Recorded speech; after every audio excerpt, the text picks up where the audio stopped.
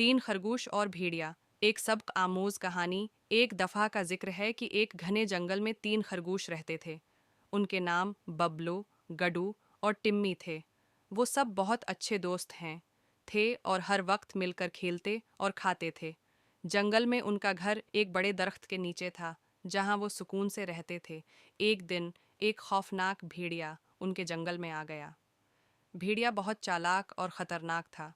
वो खरगोशों को खाने के बारे में सोचने लगा। पहला दिन भेड़िया बबलो के पास आया और कहा, खरगोश मियाँ, मैं तुम्हें खाने आया हूँ। बबलो डर गया, लेकिन उसने होशियारी से कहा, भेड़िया भाई, आज मैं बीमार हूँ, कल आएं, मैं ज़्यादा मज़ेदार लगूंगा। भेड़िया राज़ी हो गया और वापस चला गया। दूसरा दिन गड्डू की बारी थी। भेड़िया उसके पास आया और कहा, अब तुम्हें खाने का वक्त आ गया। गड्डू ने फौरन जवाब दिया, भेड़िया भाई, अगर आप कल आएं तो मैं अपनी पसंदीदा गाजर के साथ तैयार हूँगा। भेड़िया ने खुश होकर वादा किया और चला गया।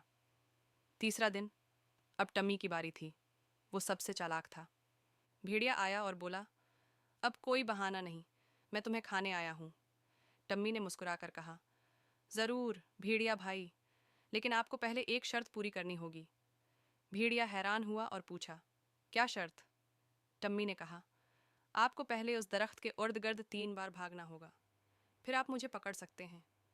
भेड़िया भागने लगा, लेकिन दरख्त के इर्द गिर्द भागते हुए वो थक गया और गिर गया। तीनों खरगोशों ने मौका देखकर अपनी जान बचा ली और एक महफूज जगह छिप गए। नतीजा, उस कहानी से हमें ये सबक मिलता है कि अक्ल और इत्तेहाद के साथ हम किसी भी मसले का सामना कर सकते हैं।